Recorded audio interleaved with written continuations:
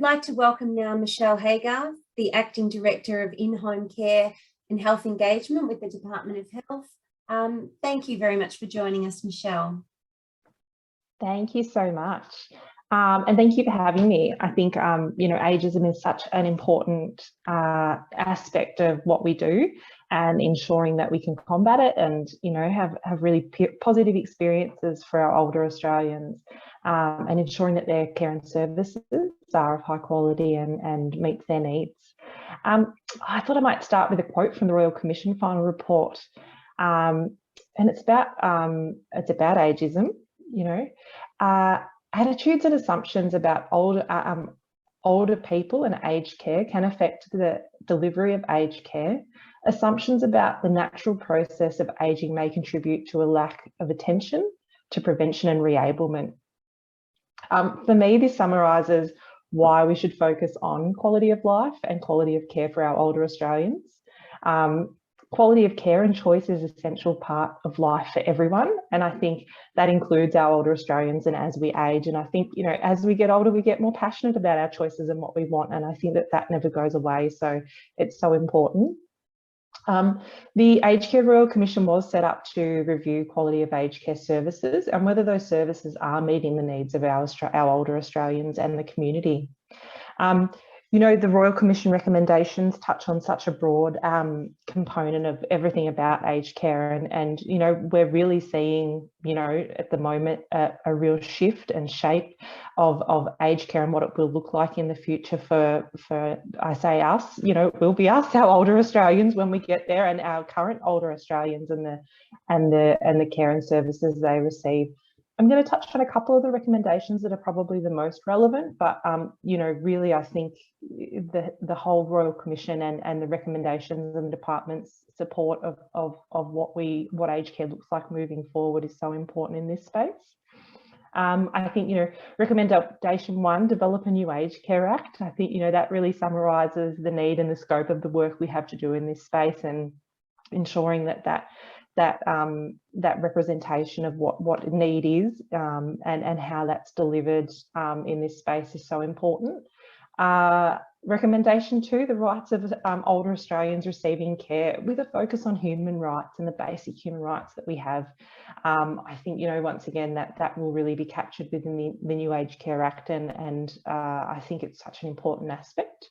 Recommendation 3, incorporating key principles such as the need to put older people first, with support to exercise choice about their own lives and make decisions to the fullest extent possible, including being able to take risks if they want to.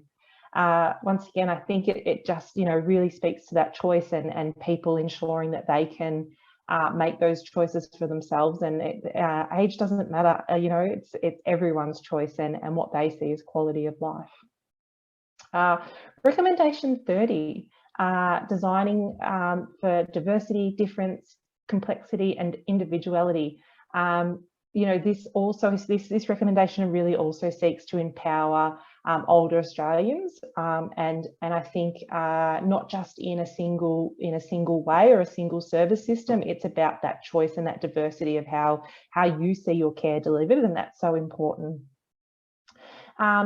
And recommendation 106, so there's a couple that I haven't covered in there, but I thought we'd be here all day if I covered them all.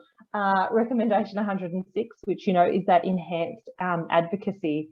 So, the government has accepted this recommendation and will provide additional funding to strengthen and expand the National Aged Care Advocacy Program to increase advocacy, access, support and education of senior Australians and their carers and loved ones. And once again, I think, that advocacy is so important, because even if, our older Australians need support to advocate for what they want, or they need that additional support to ensure that they can get what they see as valuable out of their aged care service and as they are ageing, I think that support is such a key function. So, they're just a couple of the recommendations that I just thought I'd highlight for today. I think in summary, the Royal Commission is only the start of this work. It's such a small step in this space, and hopefully it's the step in the right direction.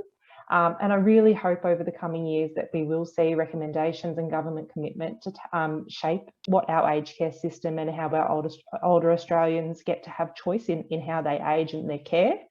However, I recognise that there's a long way to go. It's going to be a long journey, and you know, as I said, this is, you know, over the coming years. And I think, you know, this year's budget, I think, is the 5 pillars over 5 years, and so that's only probably the tip of the iceberg of reform and greater change of what we're seeing in the aged care space. But I really hope, with the focus on human rights, quality of choice and quality of care, you know, this focus on ageism really guides the quality and priority of work in this space. That's about it from me. I thought short and sweet. I know that you've had a lot of content and you've had a lot of valuable speakers today, so I just thought I'd put that forward, but happy to take any questions, comments, anything else.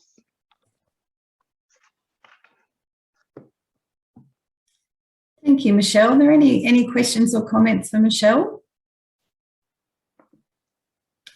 Again, as with Anthony, if you think of something later on, feel free to email both myself or Catherine, and we can easily pass them up to Michelle. Thanks so much.